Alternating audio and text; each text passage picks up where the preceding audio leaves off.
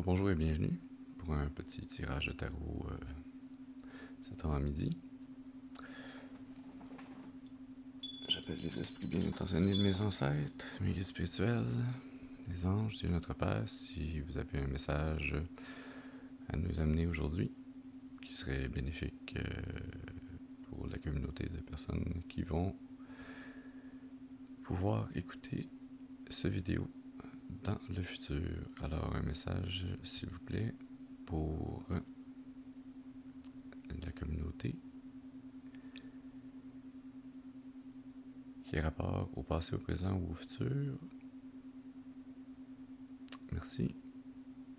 Alors,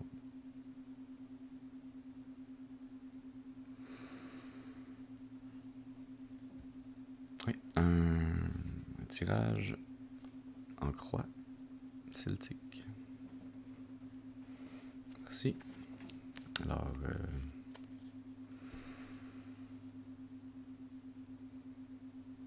commençons. Une carte, s'il vous plaît, pour représenter la personne dont il est question. Merci.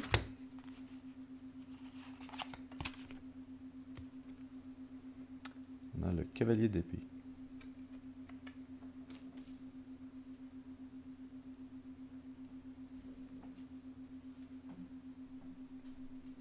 Pause.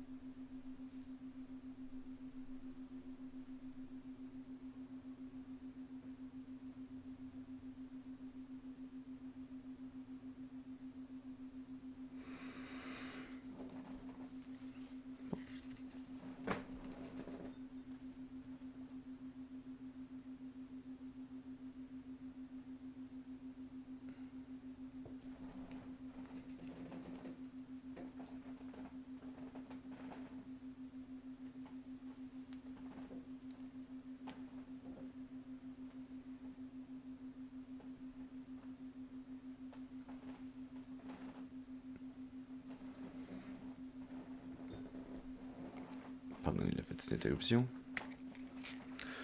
On avait un petit apport d'énergie négative de l'autre bord de la pièce. C'est réglé. On peut continuer. Alors, nous en étions rendus à la carte numéro 2. L'obstacle à franchir. Merci. L'obstacle à franchir. Le 3 de pentacle.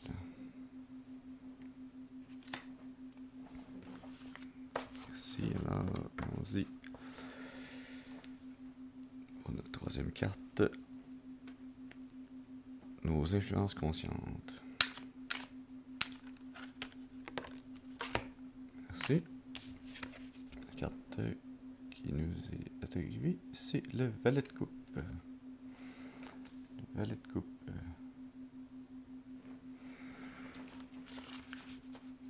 Merci. Continuons. Alors, une carte maintenant, s'il vous plaît, pour la racine subconsciente. Une carte, s'il vous plaît, pour la racine subconsciente. Ça, c'est deux cartes, je ne les prendrai pas. Une carte, s'il vous plaît, pour la racine subconsciente. Merci. On a la cavalier de bâton.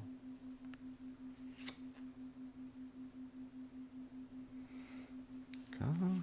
Continuons avec notre cinquième carte qui représente le passé de la situation. Une carte, s'il vous plaît, pour le passé. Merci. On a la 9 de coupe.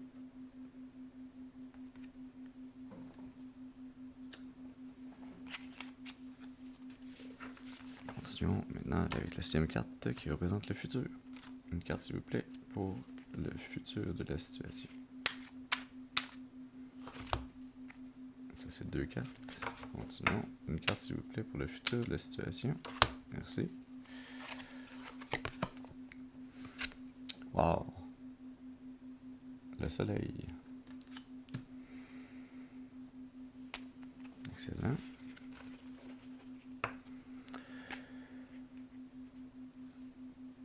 16e carte, l'attitude.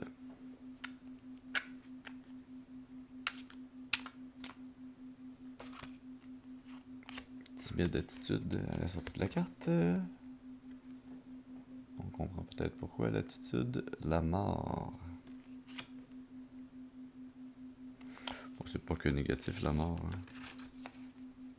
Continuons. Ah, merci, une 8e carte pour l'environnement. C'est 2 cartes. Une carte s'il vous plaît pour l'environnement. Merci. La 6 de bâton.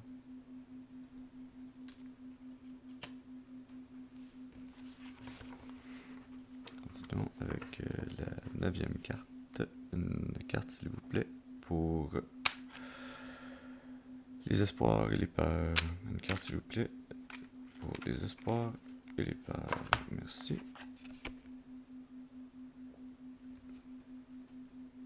On a la roue de fortune. Ça, c'est désespoir.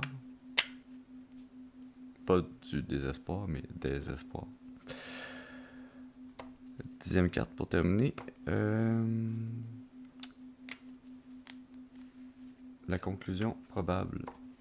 Une carte, s'il vous plaît, pour la conclusion probable. Merci. Ouf. Ça termine sur la 9 d'épée. D'accord. Merci.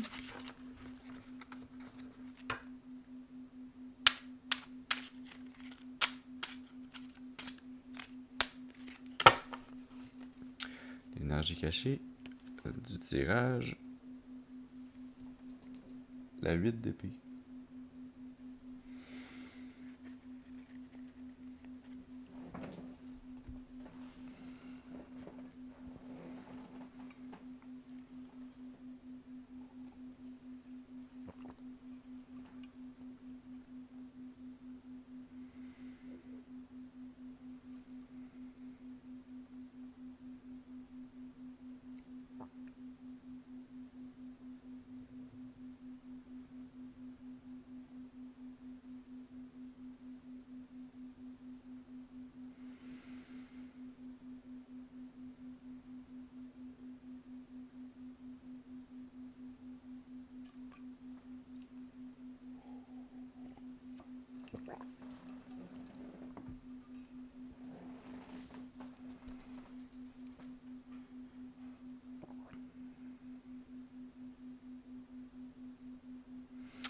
Alors, j'espère que ça représente une situation passée, ce tirage. Ou présente. Question que le futur soit meilleur. Rapidement, on parle de quelqu'un au départ qui est rapide à prendre des décisions dans ses réflexions, qui a une vivacité d'esprit.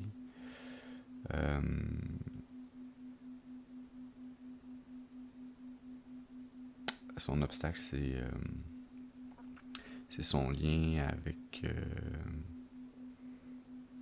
l'abondance matérielle, faire grandir cette abondance-là.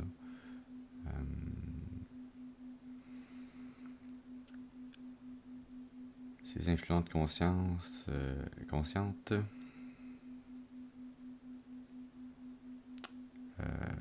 C'est quelqu'un qui est conscient qu'il est vif à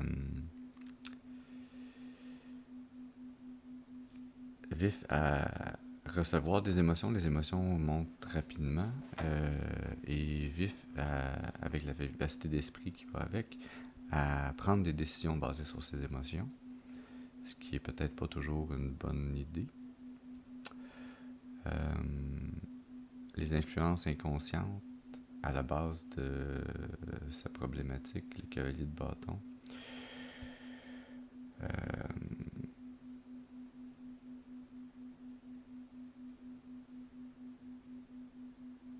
Je le vois lié avec le cavalier d'épée puis le valet de coupe, vraiment c'est une personne qui est rapide dans ses pensées, rapide avec la vivacité d'esprit, qui reçoit ses émotions très très vivement et rapidement de l'intérieur, puis qui veut passer à l'action aussi rapidement, qui veut amener ses idées dans le réel, mais il y a le filtre de l'émotion qui monte, puis qui vient peut-être teinter l'idée avec l'émotion. Donc l'action, est-ce que l'action est aussi bonne qu'on aurait voulu? Les influences passées, la 9 de coupe,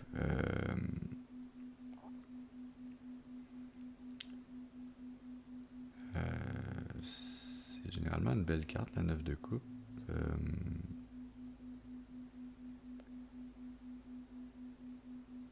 C'est une bonne affirmation de bonne conscience de ses émotions puis de son monde intérieur. Il manque pas grand chose pour arriver à la plénitude, mais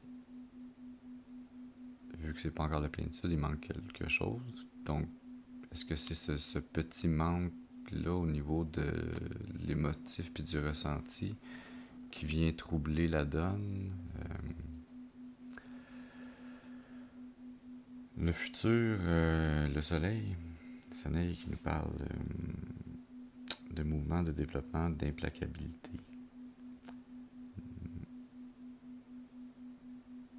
C'est sûr que la personne dont on parle au départ me semble être quelqu'un qui est naturellement dans le mouvement, qui n'a pas de difficulté à passer à l'action.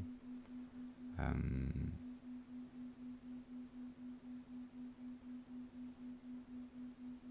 toujours continuer à se développer. C'est une personne qui a un lien avec le divin naturel, qui marche résolument vers ses objectifs, vers ses buts, ses passions.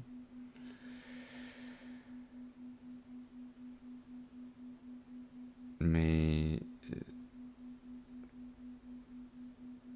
à part pour la 9 de coupe où on a eu clairement, on voyait un fort lien avec l'émotif, le ressenti, mais d'à partir de notre quatrième carte, et là avec la sixième, 7, 8, 9, 10, on voit beaucoup plus de couleurs chaudes dans les cartes, de chaleur,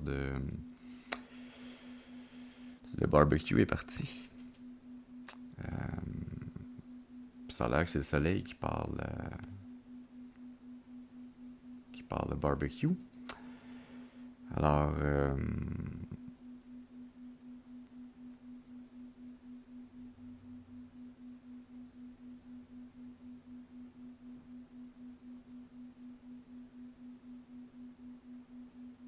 on a cette promesse future de mouvement, de développement, d'avancement.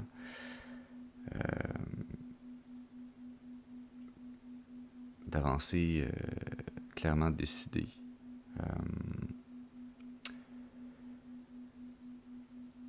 Par contre, on arrive avec une attitude de la mort qui pourrait nous parler de paix intérieure, mais probablement plus de peur, de résurgence de problématiques où on a peut-être peur que des problèmes passés reviennent à la surface dans notre quête en avant, dans notre marche sur le chemin de notre destinée. Ça pourrait être compréhensible compte tenu qu'on a quelqu'un qui se sait très vif dans ses pensées, dans ses émotions.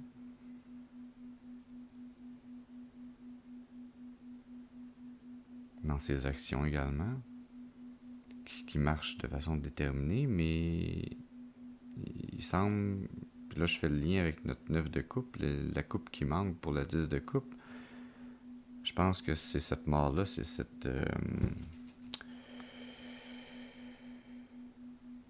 peur masquée à l'intérieur, peut-être qui teinte un peu ses actions, ses décisions, ses émotions. Autant cette personne-là est très décidée puis va reste clairement dans l'action. Peut-être qu'il y a toujours des petites peurs qui n'ont pas encore été bien analysées, comprises, acceptées, intégrées, qui ont tendance à vouloir revenir au premier plan. Peut-être essayer de saboter un peu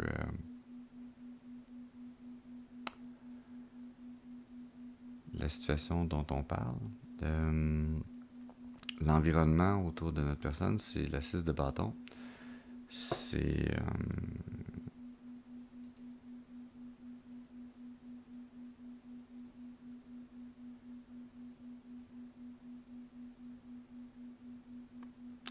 un environnement qui lui permet d'être dans l'action. Peut-être, je dirais plus, pas qui lui permet, mais qui requiert d'elle qu'elle soit dans l'action, peut-être même un peu effrénée. Peut-être qu'il n'y a justement pas cette place à la réflexion, à prendre son temps, à être pondéré.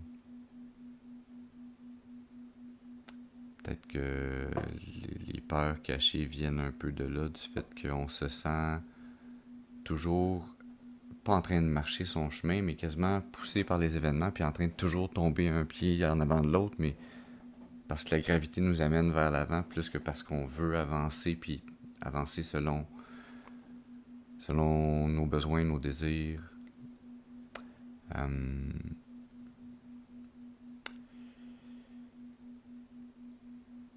Nos peurs, nos espoirs, la roue de fortune.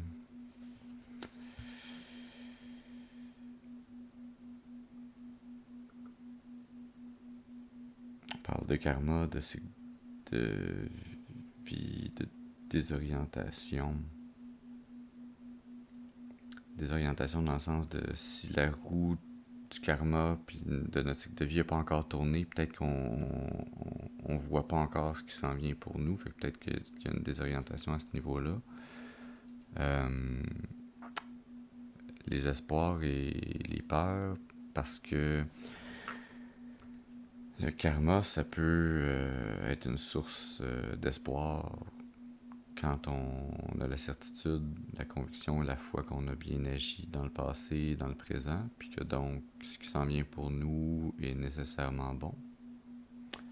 Ça peut être une source de peur si on doute de nos actions passées, de nos intentions, de nos pensées. Ce petit 10%-là de peur cachée qu'on voyait avec la mort revient un peu dans notre roue de fortune ici.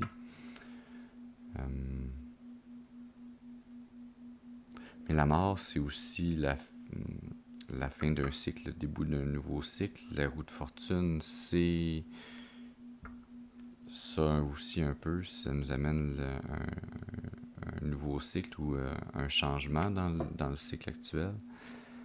Alors clairement, avec ces deux cartes-là et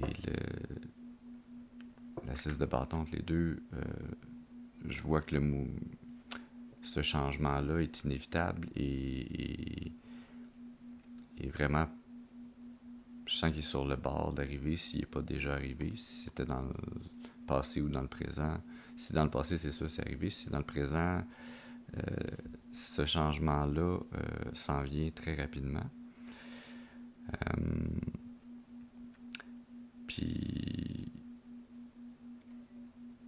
la 9 d'épée qui nous parle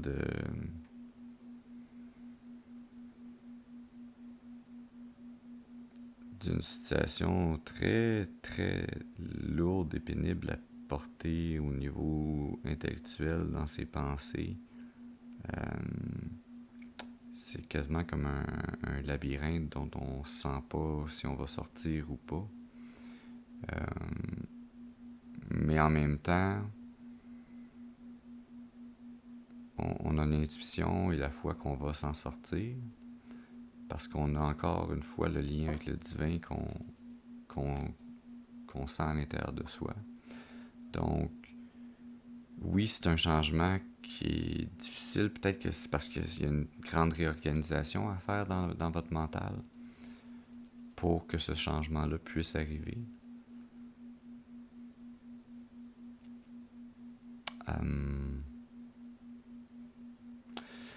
La mort, la roue de fortune, j'ai parlé de karma, ça me tente. Je suis guidé à vous sortir une carte de l'oracle du karma. Alors, voyons quel message nos guides spirituels, nos esprits bienfaisants de nos ancêtres veulent nous amener par rapport au karma.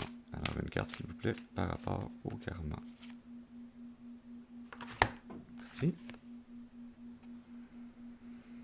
Wow. C'est un message puissant. On a la carte numéro 23, les chaînes brisées.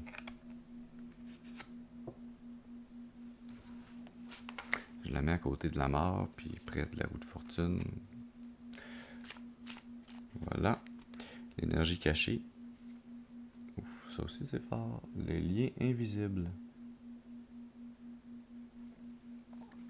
Les liens invisibles. L'énergie cachée, je la mets du côté du 9 de coupe. La forte émotivité, mais aussi le lien au divin.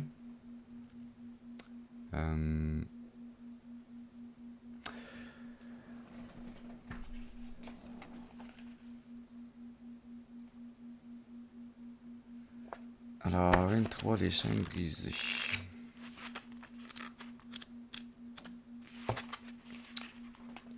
Alors, si on parle ici d'une situation passée, remémorez-vous votre parcours. Les chaînes du passé, symboliques des entraves et des habitudes obsolètes, ont pu vous restreindre.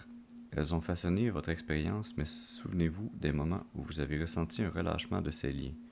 Ces instants n'étaient pas anodins. Ils étaient le présage de votre capacité à évoluer au-delà des limitations.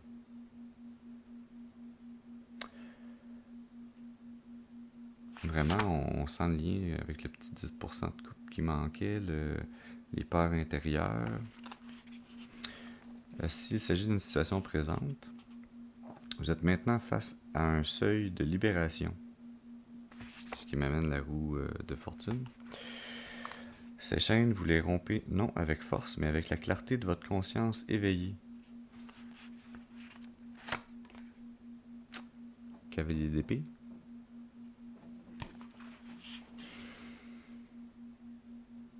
C'est un acte d'affirmation de soi, le dénouement courageux qui vous octroie la liberté de mouvement et d'esprit.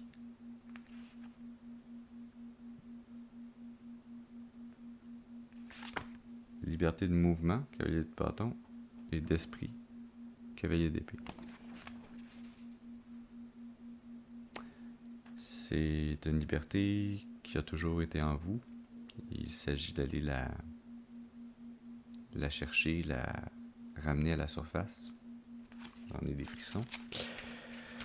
Le conseil de la carte, il est temps de vous affranchir des vestiges du passé qui ne servent plus votre croissance. Reconnaître votre souveraineté personnelle est essentiel pour rompre ces liens et s'épanouir pleinement. C'est le moment de renaissance, la roue de fortune, d'inspirer profondément la liberté retrouvée et de célébrer votre indépendance. Le soleil. Affirmation. Prononcez avec foi, je suis maître de ma liberté. Les chaînes du passé sont désormais rompues. J'insuffle la liberté dans mon présent et façonne mon avenir avec audace et détermination. Cette carte est un symbole de transformation et d'autonomie. Elle vous assure que les obstacles les plus tenaces sont ceux que vous vous imposez à vous-même et que la clé de la libération réside en vous. Acceptez cette vérité et marchez avec assurance vers la lumière et votre liberté retrouvée.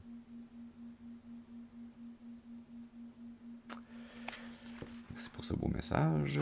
L'énergie cachée. Oui, j'ai le temps. Carte numéro 11.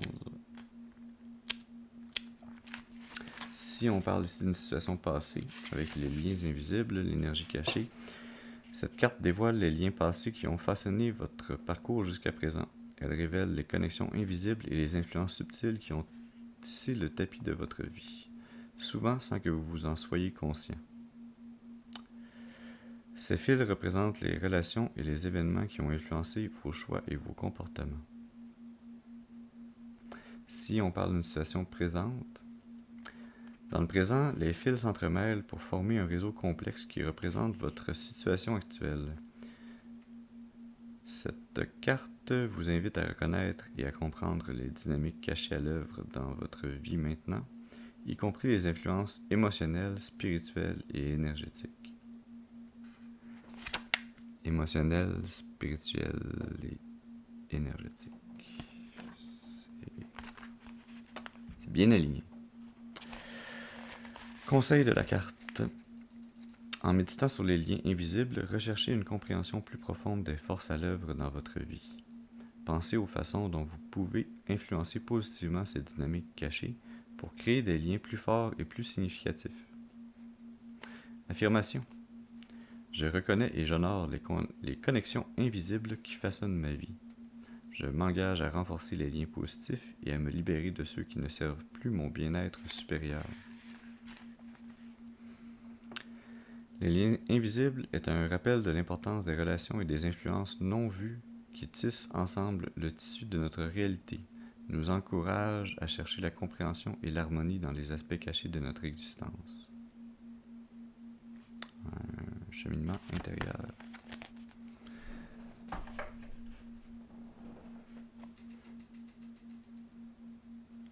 On prend un petit trou normand. Une carte, s'il vous plaît. Le trou normand. Ça, c'est 2 cartes. Une carte, s'il vous plaît. Merci. Le poisson. Abondance, business, finance. Je vais la mettre à côté, mais un peu en haut du 9 d'épée. Parce que je sens que c'est après notre sortie de crise, que ça a été le passé ou le présent. Le futur, lui, va nous amener abondance dans nos finances, dans nos relations d'affaires, dans nos relations avec les autres. L'énergie cachée, la croix. Ça, je la mets juste avant, du côté de la 9 d'épée.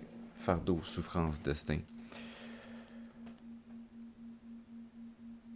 J'ai l'impression que cette situation passée ou cette situation présente-là, elle est vraiment vécue comme un chemin de croix, mais un chemin de croix qui va amener une croissance, un avenir meilleur.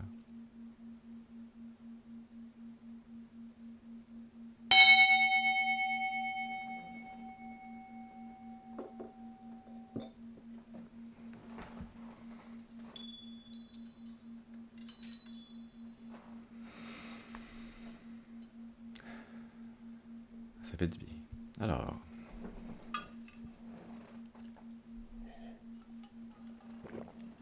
pour en arriver plus proche de la fin de cette lecture,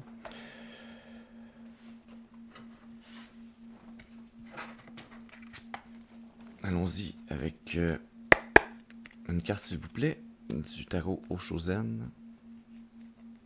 Parce que je suis Oshozen. Bon, c'était mon seul jeu de mots poche de la journée à date. Donc, une carte, s'il vous plaît.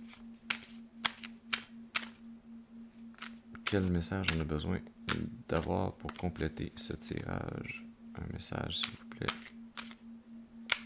Une carte. Ça, c'est 2 cartes. Une carte, s'il vous plaît. Une carte, s'il vous plaît, pour compléter ce message. Merci. C'est superbe. La carte qu'on a, c'est la plénitude. Je vais la mettre... Où est-ce que je vais la mettre?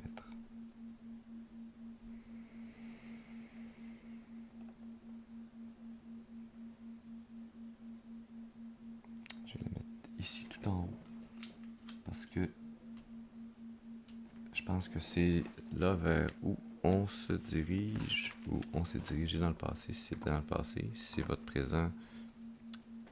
Après ce 9 d'épée, je pense qu'on va en arriver à cette plénitude. L'énergie cachée sous le paquet. Wow. Je ne peux pas inventer celle-là, qui est une phrase tellement trop faite et dite en tarot. On a la transformation. La transformation, je vais la mettre de côté ici, en dessous de la croix, au-dessus du soleil, près de la 9 d'épée et du poisson et de la plénitude, parce que puis de la roue de fortune, parce que je pense que c'est là que s'effectue la transformation. Je vous lis ces deux dernières cartes-là avant de tirer une dernière carte de message des anges pour qu'on en arrive à pouvoir clore ce joyeux tirage. Alors, la plénitude, qui est une carte magnifique, qui a un côté très yin-yang. Il y a toute la clarté du personnage en avant-plan. Il y a la noirceur en arrière-plan avec comme une forêt morte.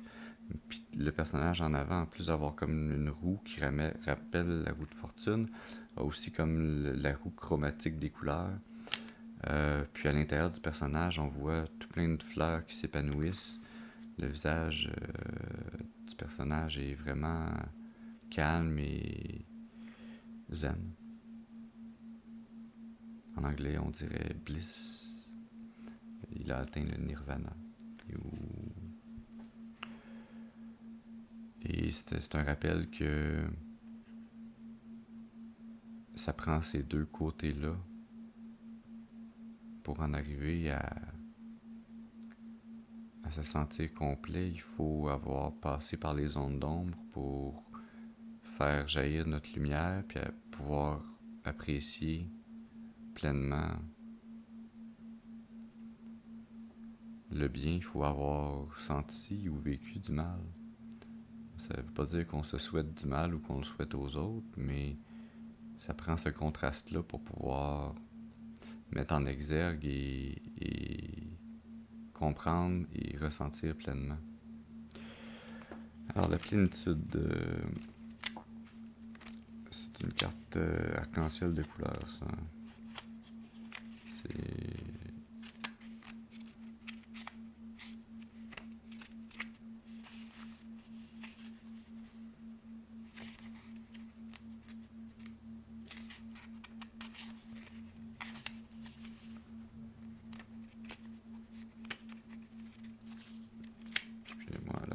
Je commence la série de l'arc-en-ciel, l'instant présent, le guide, le varice, l'exclu, la patience, la plénitude. Lorsque vous aurez trouvé, grâce à la méditation, la lumière qui brille dans toutes vos nuits, alors seulement vous aurez ressenti que la mort n'est pas une mort, mais une porte s'ouvrant sur la divinité. Lorsque votre cœur est enveloppé par la lumière, la mort devient alors un passage par lequel vous accédez à l'esprit universel pour devenir un avec l'océan existentiel. Tant que vous n'aurez pas connu cet océan, vous aurez vécu en vain.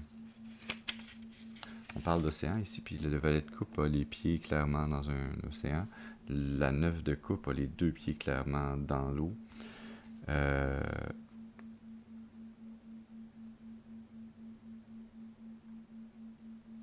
Et notre prochaine carte aussi, la transformation, c'est beaucoup plus énergétique, mais on a toute la moitié du bas qui est une énergie de teinte bleue qui rappelle un peu un océan énergétique. Et un visage qui ramène le visage de la plénitude d'ailleurs. Alors continuons la lecture. Le présent est l'ici et maintenant, et le fruit est continuellement mûr. L'instant présent est toujours juste. À vous d'avoir le courage de pénétrer dans votre forêt intérieure. Le fruit n'attend que pour vous Hop, je recommence. Le fruit n'attend que vous pour tomber, et ce moment est toujours propice. Il n'est jamais ni trop tôt, ni trop tard. Commentaire. Cette carte vous indique que vous êtes prêt à partager votre richesse intérieure, votre sève. Il suffit de vous détendre là où vous êtes et d'accepter ce qui est. Votre créativité peut s'exprimer de plusieurs façons.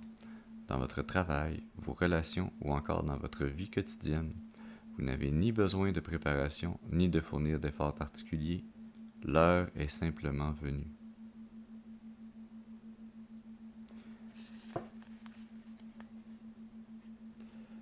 La transformation, carte Xi. 13 pour les intimes.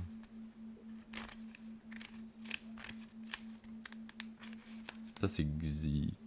C'est pas celle que je cherche. Après Xi, il y a Xi.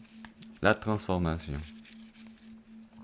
Le monde du zen n'est pas un monde pour les croyants, mais pour des âmes courageuses qui peuvent renoncer à la foi, au scepticisme, aux convictions, à la raison et à l'intellect pour incorporer tout simplement leur existence pure et sans limite. Le zen apporte une transformation énorme. Tandis que d'autres courants traitent de philosophie, le zen se consacre à la métamorphose et à la transformation. Le zen est une vraie alchimie. Il vous transforme de vil métal en or pur. Cependant, vous devez comprendre son langage, non par la raison et le raisonnement intellectuel, mais avec l'amour de votre cœur. Vous pouvez aussi simplement écouter sans vous préoccuper de savoir si c'est vrai ou faux. Un moment arrivera où soudain vous vous rendrez compte de tout ce qui vous a échappé au long de votre vie. Tout d'un coup, les 84 000 portes, telles que le nommait le Bouddha, s'ouvriront. Commentaire. Accordez à la douleur, aux soucis et aux problèmes leurs existences. Acceptez les faits, la transformation comme la mort, arrive à son heure. Comme la mort, elle nous entraîne d'une dimension vers une autre.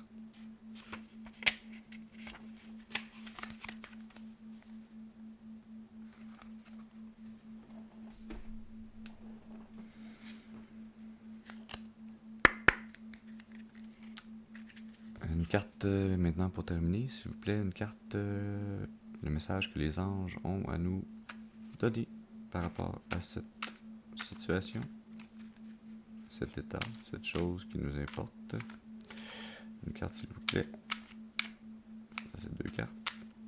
Ça, c'est une carte, merci.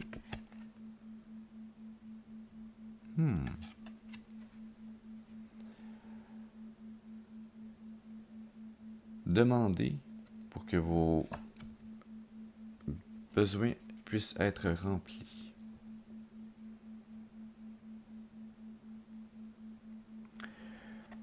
Je la dépose ici. Je termine de brasser pour voir l'énergie cachée. L'énergie cachée. Il n'y a plus de place pour se plaindre.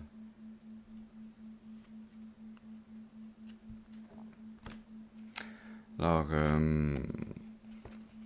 ask for your needs to be met.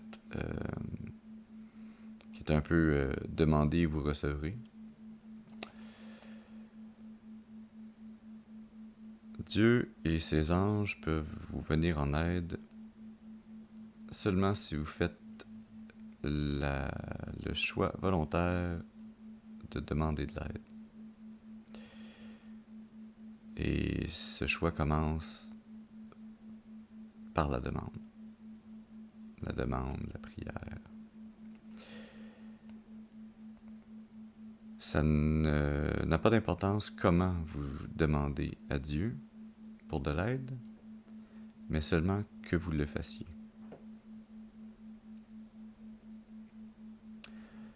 La même chose est vraie pour toute demande d'aide que vous pouvez formuler auprès d'autres personnes.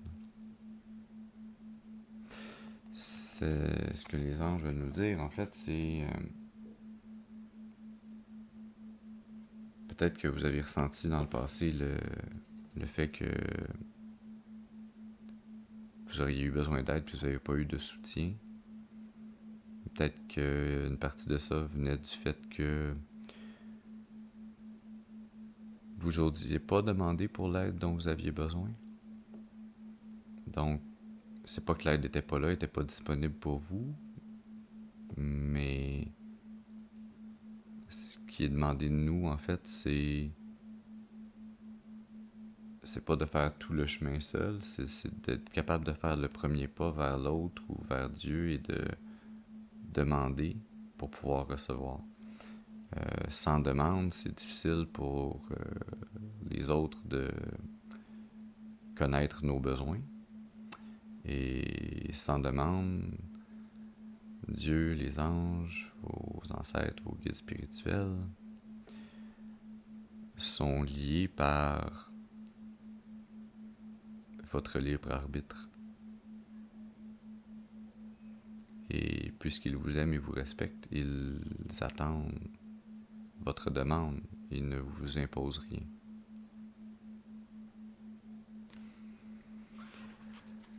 L'énergie cachée. Les plaintes sont désormais inutiles. No more complaining. Se plaindre, c'est affirmer, c'est une affirmation d'état de victime. Ce qui n'est jamais une vérité spirituelle. Reprenez votre pouvoir donné par le divin en affirmant que vous avez l'abondance de choix et la liberté. Avec votre confiance en vous grandissante et votre assertiveness, votre capacité à vous affirmer, voyez maintenant ces affirmations positives éclore dans votre réalité. Oui, c'est un beau message. C'est un message de, vous voyez, quand on sort de la 9 d'épée, puis de ce qu'on pensait qui était notre fardeau, notre souffrance, notre destin, c'était pas juste ça. Notre destin, à travers la transformation, nous amène à l'abondance du poisson et à la plénitude. Il s'agit de le vouloir, de le demander.